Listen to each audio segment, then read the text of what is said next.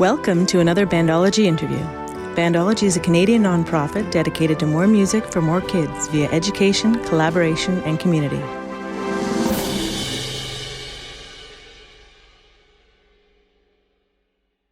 Hi, everybody, and welcome to another Bandology interview series. My name is Sandy Wright, and I am the Education Manager at Bandology. And today, I have the wonderful pleasure of talking to Scott Harrison, a music educator and a guy who has done so much in Ontario and across Canada for music advocacy for Wind Band, and does a whole ton of stuff. We're going to talk about it. So nice to have you on today.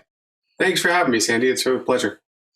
So, can you tell us a little bit, describe sort of what you do and what you've done recently, and a little bit about your sort of what you do in music education? Sure, yeah. I'm a teacher. I've been teaching high school music band for 15 years. I've taught at 3 different high schools, all in York Region, which is just north of Toronto. Markham District High School, spent most of my time there. Pierre Elliott Trudeau High School, and now I'm the head of music at Dr. G.W. Williams, which is a high school in Aurora, and it's been a blast teaching there the last 4 years. So that's kind of my professional life. With volunteerism, it seems that I do a lot of it. This is my 10th year on the board of the Ontario Band Association. For 8 of those years, I was the director of the Ontario Provincial Honor Band, and did some really great work with that. Met some really great people, great students. Amazing, phenomenal conductors and soloists. And I love once the pandemic is done, I will love to see that ensemble back with its new director, Alicia Barris, or Alicia Kennedy now, she got married, to see what she can do with the ensemble, because she's going to be fantastic with it.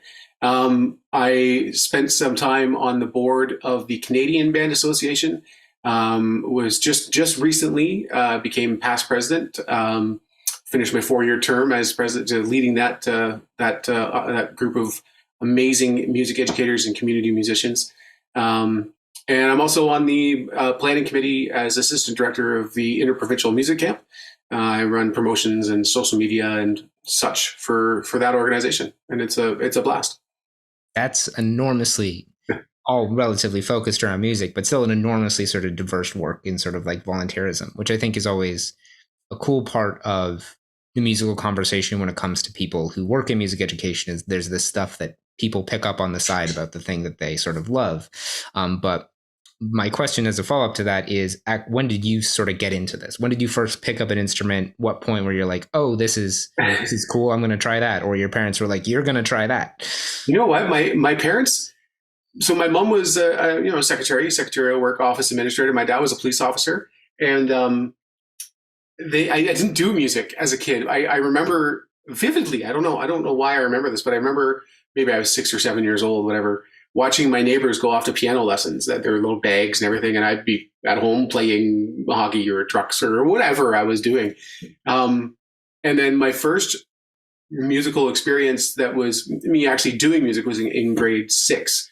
I grew up in a smaller town. It's not small now, but Stouffville, and when the school I was at, we started music in grade 6. It was band. It was wind and brass.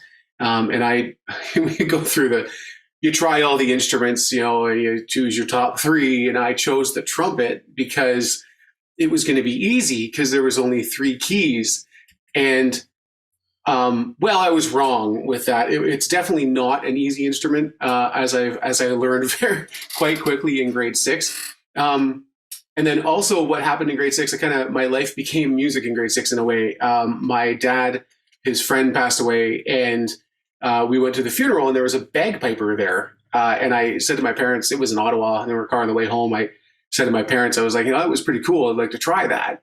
And I mean, they really just laughed at me, like what 12-year-old or however old I was, says, I want to learn the bagpipes out of nowhere.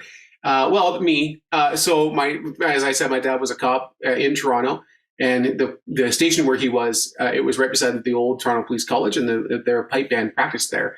So my dad went over one night. He was working, and he talked to the person in charge. And like the week after, I was taking chanter lessons, and that's how you start learning the bagpipe. And that was 25 years ago, and I'm still playing bagpipes in a competitive and professional manner. still with the Toronto Police Pipe Band. So that kind of went, that way. And then the trumpet was still part of my life, though. So in grade 7, I actually switched to the clarinet.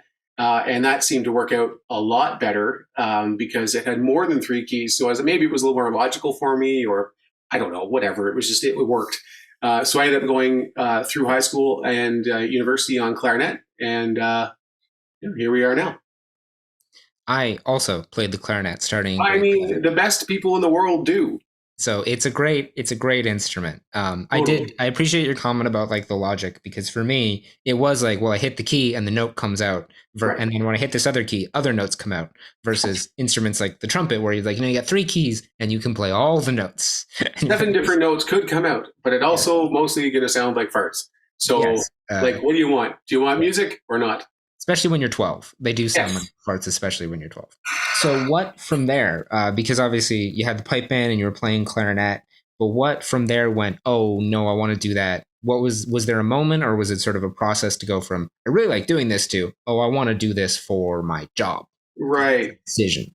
Yeah, I don't know if it was one aha moment. I think it was just a collection of my experiences. Grade 7, started on the clarinet, and I was the only one that could cross the break. Right? Which is hard to do. Yeah. And even now, I kind of worry if it's going to happen or not, but, whatever. And then, grade 8, course selection time in grade 8, it was kind of a no-brainer. Like, the high school guidance counselor came in and said you could take music, drama, or visual arts. I was like, well, what the hell would I take visual arts or drama for? Right? Because I can't act, I can't draw. So, so I took music. And my grade 9 teacher, I'm working with my grade 9 teacher now. He's not teaching music. He moved into teaching the developmentally delayed class at Williams. And his name was Paul Grassi. He was just a wonderful, wonderful human being. And he was a first-year teacher. So he's really just, like the cool young guy that you could really relate with. And, he went to Humber. He's a kit drummer. He's a phenomenal musician. And he was a great person to have my first high school experience with. From there, I had some great experiences with, including like travel, going to band trip kind of thing. And in grade 11, my teacher was Mr. Walker, and he was really, really good as well. And I said to him, I just want to go into music. I want to be a music teacher. And he says, really, why? And I said, it's the only thing I like. It's the only thing I'm good at. And it's true. I really, I took all the other, like the history and the economics and all of that. I took all that, but it was like, yeah, it's interesting, I guess, but it's not fun. Not fun at all, right? So, but music is fun and it's interesting and I'm good at it. So it kind of made that not an easy decision, but the right decision. So after grade 12, I actually transferred high schools. I had to, because as I said before, I grew up in a small town, Stouffville, and they didn't offer OAC music. I'm aging myself a little bit with that one, but OAC was the old grade 13. And we don't have that now either. But you needed to have an OAC credit in the subject area that you wanted to study, if there was one. So there wasn't really an OAC philosophy course, but if you wanted to go to philosophy, you could just do it. But for music, you had to have OAC music. So I had to transfer high schools.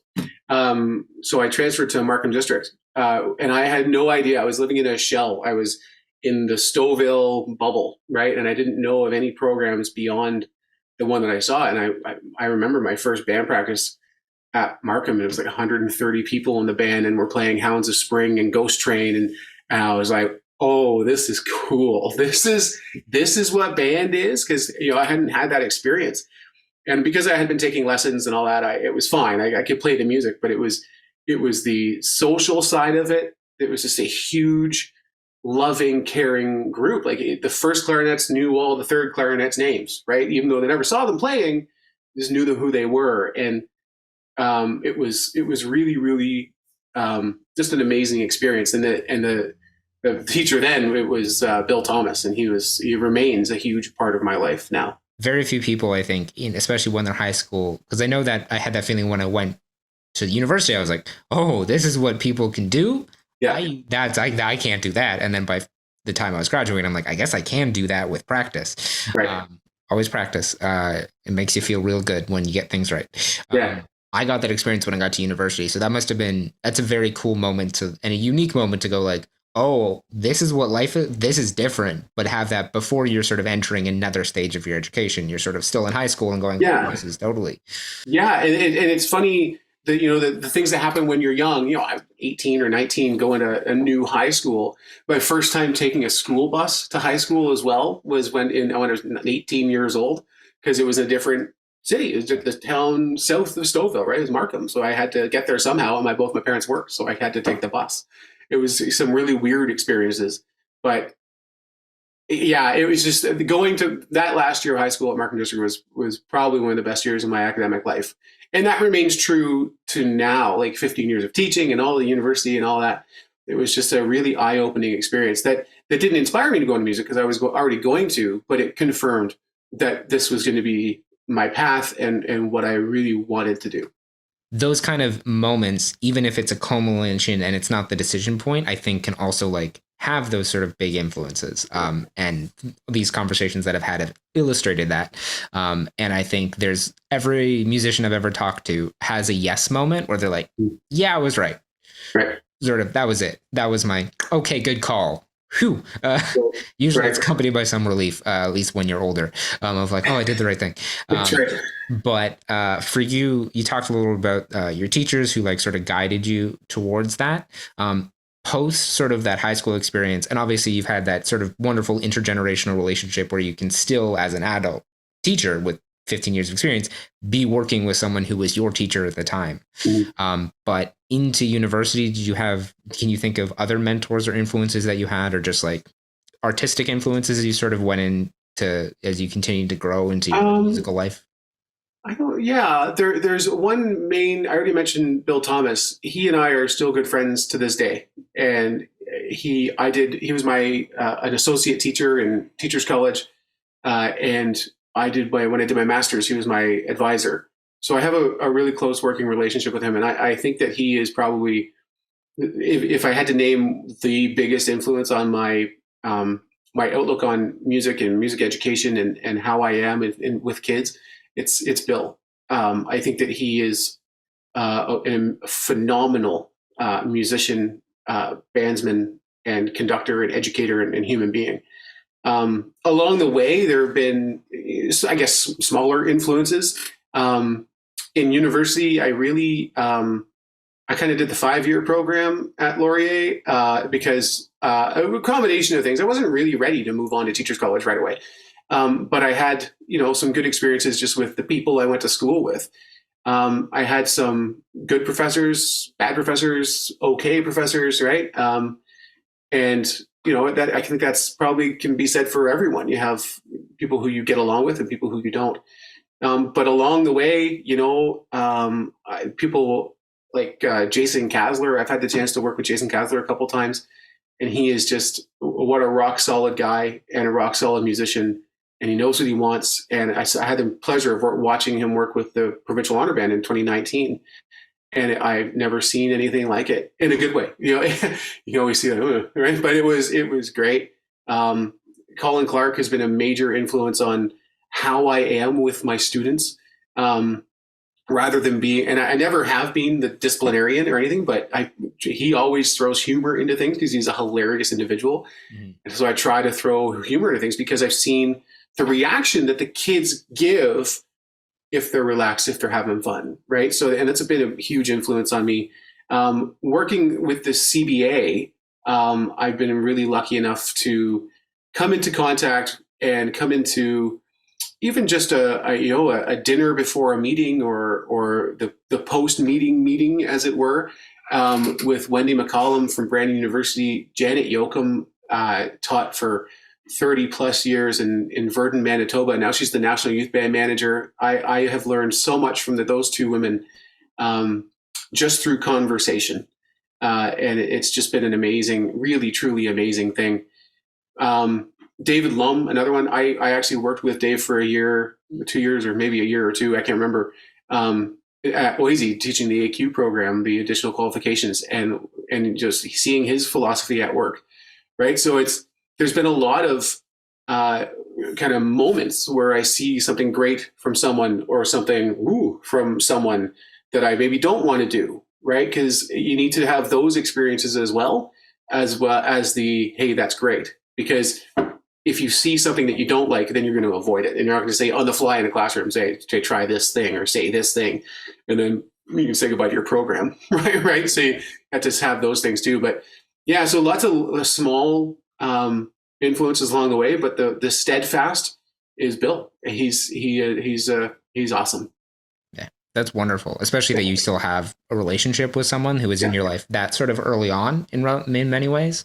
And also the viewing it as a lifelong learning experience and sort of continuing to grow and pull from things all the time is a really important thing that I think there's a certain bit of like, well, I'm going to do this and then eventually I will win being a musician and I'll be done. That never happens. No, it doesn't. And I think at some point, maybe, young teacher Scott was, we will win this. I will win this or whatever. Like you said, I don't care about that anymore. I care about having fun with the kids that are in front of me. I demand with my students, I absolutely demand excellence. And they're the first to tell you that. I don't let them play improper anything. Because if they do, then they're allowed to do something incorrectly the first time. And I've always been taught, do it right the first time or don't do it at all. Right. And we have fun learning how to play the instrument, how to play in an ensemble, but there's a right way, right? And whether my way of getting an ensemble to that level of having the right entry or the right release, and I don't even mean artistically right, I mean like making sure it's together, right? Yeah. My way of doing that, so it's not ragged, right?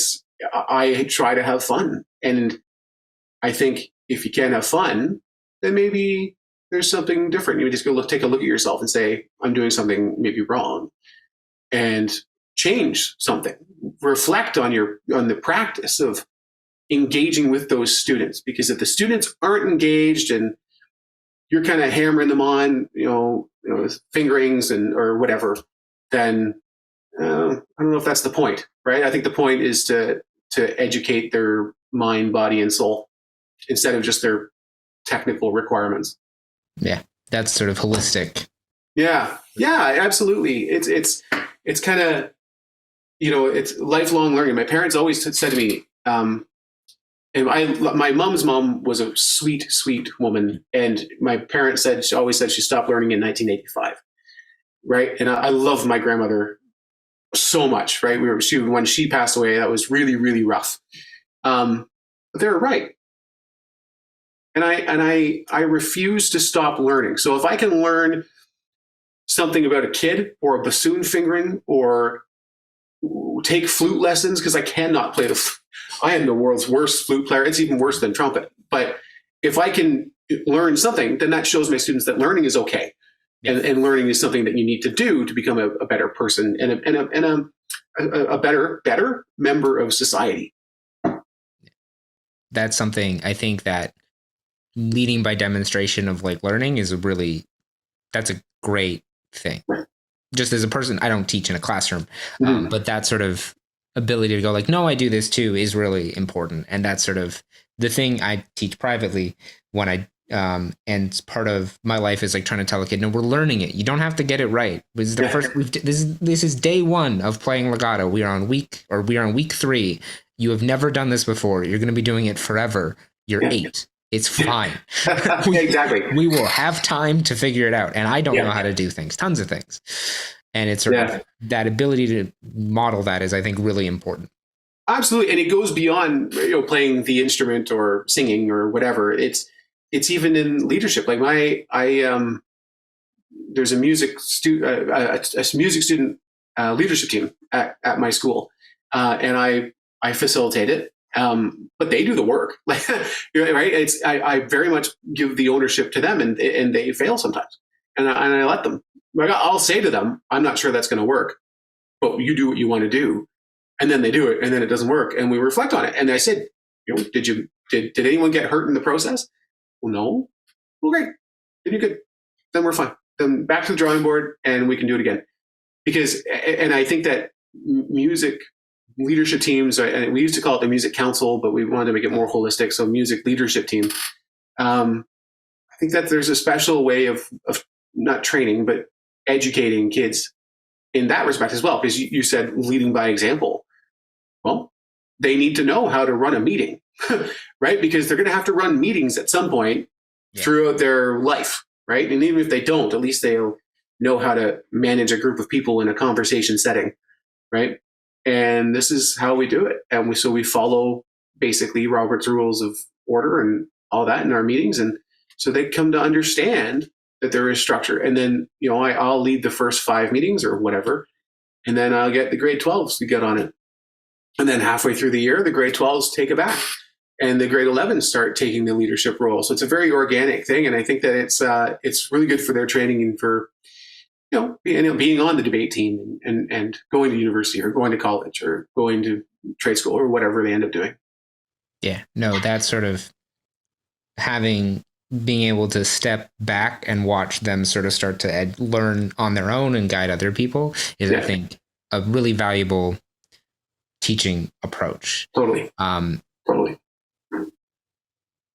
In that, obviously, you've talked some about like your teaching experiences and like how you approach your time in the classroom in front of a stand. But for you, from those experiences or from some of your more volunteer work, can you think of like career highlights or a couple things that just stand out? Go, man, that was great. That was something that I will value forever, and it's stuck in my brain. The easy answer is, success at festivals and stuff like that. But that's very surface level, doesn't mean much, I don't think. I mean, you could make a gold rating feel pretty bad and a bronze rating feel like a Congressional Medal of Honor, right? It's all in how you approach it. So like my ensembles have done fine at festivals and stuff like that, but I don't, that's not the drive. I think generally what I'm doing now at Williams, I'm really digging it. It's a weird dynamic there. It's an IB school. So the IB students aren't allowed to take music in grade 11 and 12, but they can be in the band for credit, which is great, right? And the repertoire, of course. And I've been there 4 years, and the program has grown by 400%. And so you say the proof is in the pudding. Well, the success or failure of a music program is shown very plainly in the numbers, in the registration numbers of students.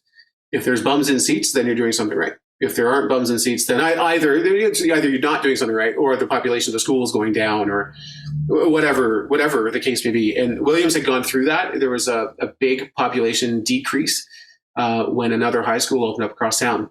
There was a Catholic school, and it was all new and fancy and all that. So they went from being 1,200 to about 400 students. And then my first year there, the IB program had kicked in. So there's a large grade 9 contingent, and it has now this year they're in grade 12. So it's really showing some big successes. So in 4 years, we've gone from having 4 grade 12s to having 47 grade 12s, right? So it's a huge testament to, I'm not trying to brag or anything, like I'm doing what I do, but the kids are really digging it. And I like that matches my style of doing things. Cause I know there's some schools, my style of doing things just wouldn't work. Right. So I'm just happy that I found that. I've got a great, as I said, student leadership team. My admin are super supportive. And I think what I'm doing right now is probably the main highlight. And it's just not one thing. Right. It's a whole bunch of little things. There's been major struggles. I mean, like major struggles along the way. Like I've had parents just like, every teacher has had this, but parents just like completely butt heads with me just because they didn't like what I was doing. And I like, okay, but I mean, that they all play out the way they do, I think that's the biggest thing is just what I'm doing now at Williams. I really love it. I've loved my other schools as well. I didn't mention this off the top, but I did an LTO in Bancroft. My very first year teaching was for a lady named Diane Windmill, and she was on maternity leave. And it was, small town, right? Cottage country type town. And it was an experience to be had, but I still had fun, right? And then my next few years, I was at Trudeau or Markham District, and had a great time. Like I work with Sam Hazo and Frank Kelly and all these great composers and conductors, and Elliot Del Borgo before he passed, and all these great guys and ladies, and wonderful. It was a lot of really cool experiences. But I think putting my own spin on things and developing a program that I see huge benefit in for the students that are involved, I think that's the biggest thing that I can say right now as a solely career focused highlight is that. That's wonderful that the program has grown that much, especially with the limitation that a bunch of kids who have to go to the school can't actually take the course for half their career. But on top of those experiences, to you as a person who's been in music education from sort of the advocacy side and also obviously the teaching side and, been musically educated, why do you think music education is important or important to you? It's important to me because for many reasons. I mean, it's my job, right? It's what I do for a living. It provides food, right? But I don't do it for that. I think if you do it for just to get paid, I think you're doing it for the wrong reason. I do it because I like what it can teach, its potential. We talked about playing the right entry or release or whatever.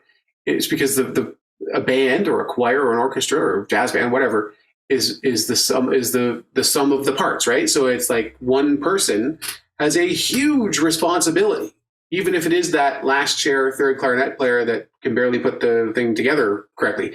There's a huge responsibility for that person to do what they can and do it as best as they can. I think that a lot, and music is always compared to sports and stuff, but I think sports do that as well. They do, absolutely, on a much smaller scale.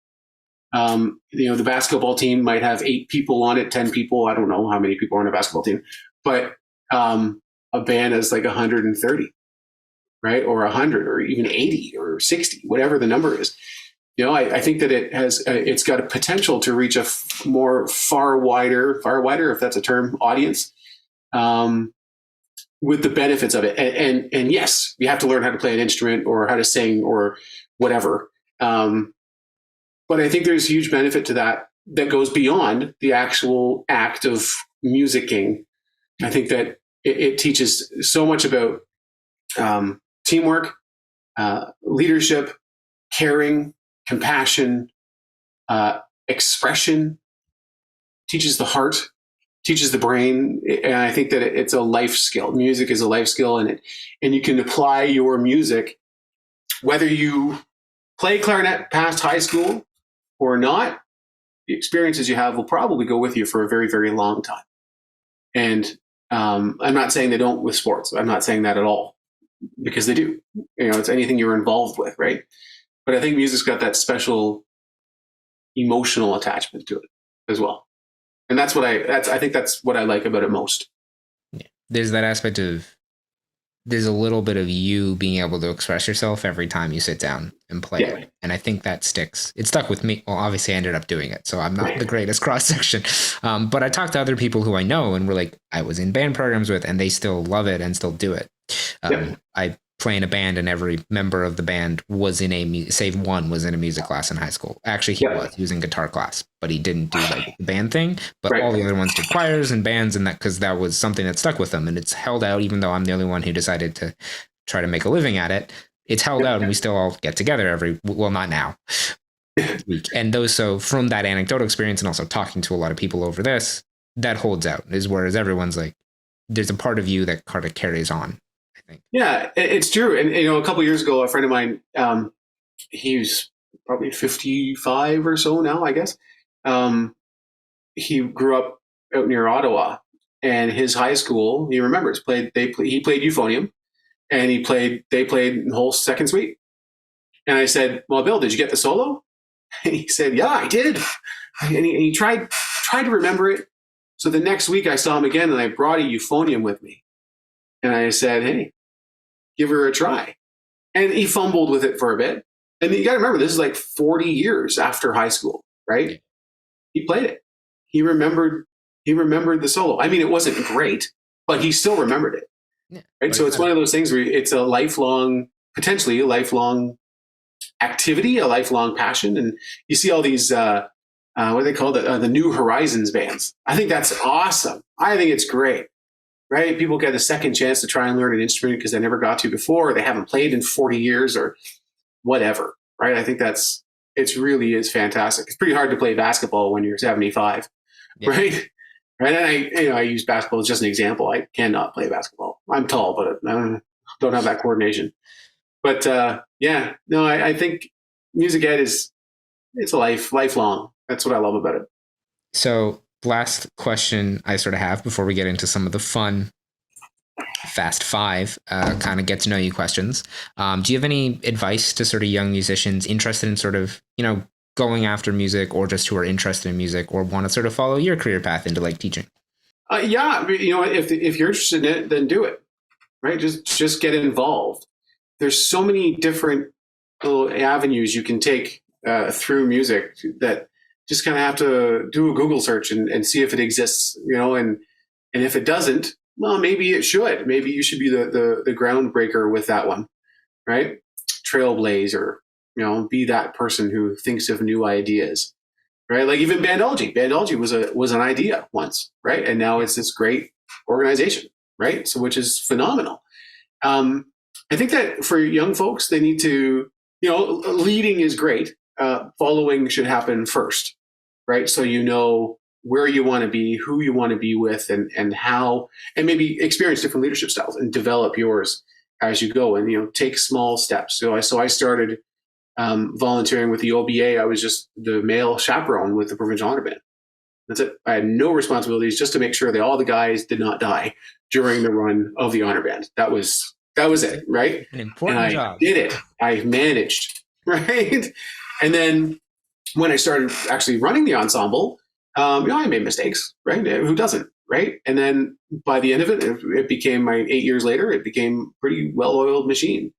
But if you get involved with, whatever, if you do church music, or if there's a community band, or if you do like a co-op, something or other with elementary school or whatever, going to camps, going to workshops, going to different things, even if it is online, right? It's not great, but it's something.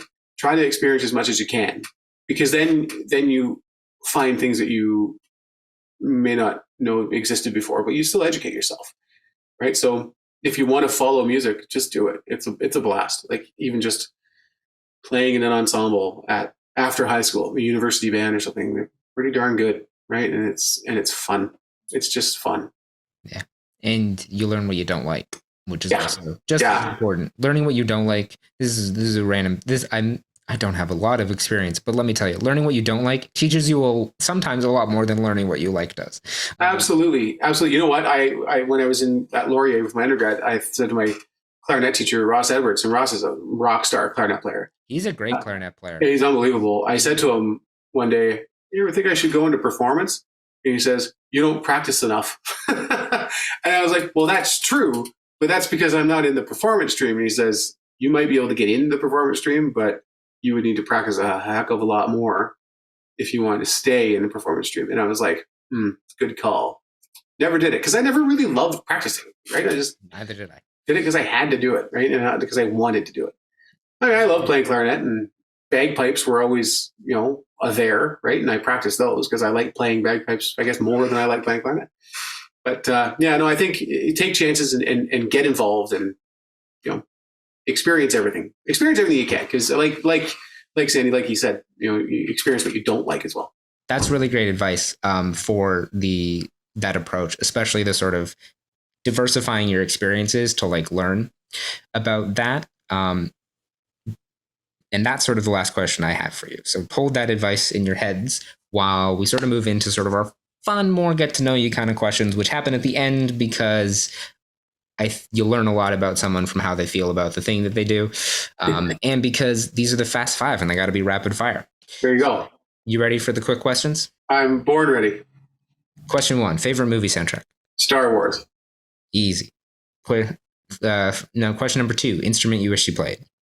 2, cello and French horn. So many people answer cello. Yeah, it's beautiful. It's a beautiful instrument. Yeah. And question 3, what's your hidden talent?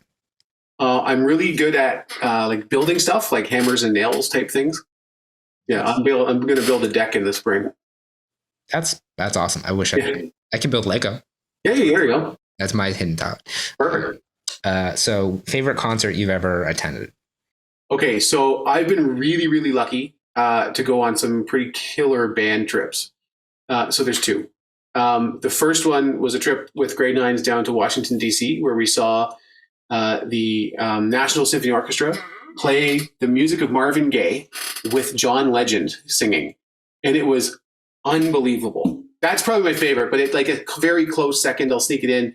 We were on another trip in Hungary, and we were walking back to our hotel from whatever evening program we had. And we saw lights on at this massive, like 800-year-old cathedral. And my colleague, Mark, he went in and asked what was going on. It was a concert of Gabrieli motets.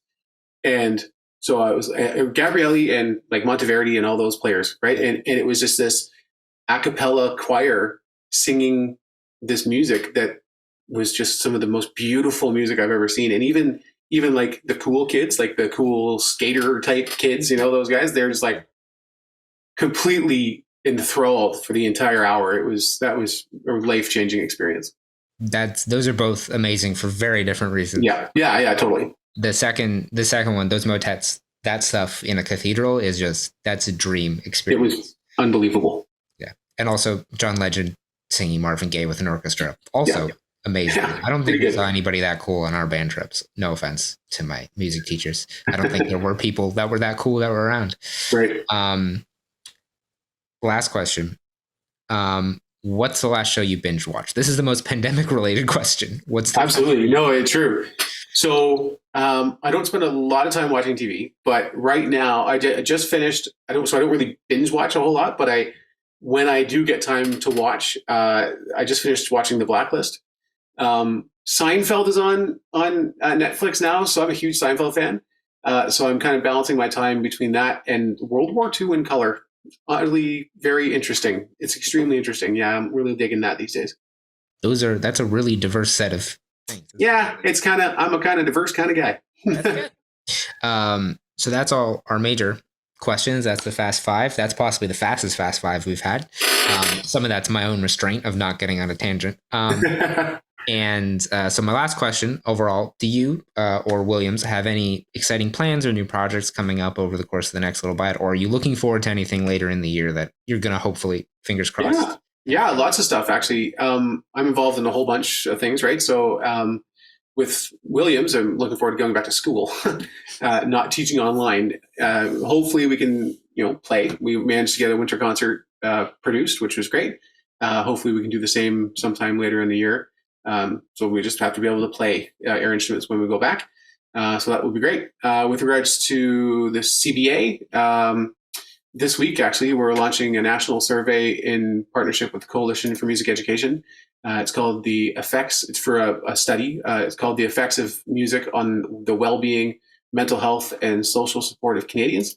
So we're looking forward to working on that. National Youth Band hopefully will be in person. The 30th anniversary of the National Youth Band is coming up. Going to be hosted in May in Toronto, and we've got a commission consortium to have Kate Nishimura write a piece in honor of the 30th anniversary of the NYB. She played in the NYB, so it was kind of a no-brainer there. And then this summer, IMC 60th anniversary of the Interprovincial Music Camp. So looking forward to getting up there and being there for the 60th anniversary and doing the promotion and social media for it leading up to it. So yeah, lots of stuff going on, keeping me busy, and I'm loving it. It's good. That's wonderful. Those are all very exciting things, and I hope they all play out as well as is humanly possible. Hope so. Especially, going back to school, step one. But thank you so much for speaking with me today and sharing your experiences and all the insights over these sort of years of teaching and being a musician with our wonderful audience, and thank you, audience, for listening. This has been Bandology Interview Series. I've been Sandy Wright, the Education Manager, talking to Scott Harrison. Thank you so much for listening, and have a great day. Bye, everybody. Thanks for having me. Thanks for joining us. If you like what you heard, you can learn more about our organization at bandology.ca, which features information about music education, advocacy, and research, and our Play a Gig and Bandcamp programs. Follow us on social media for more videos, performance, and interviews on Facebook, Instagram, and YouTube.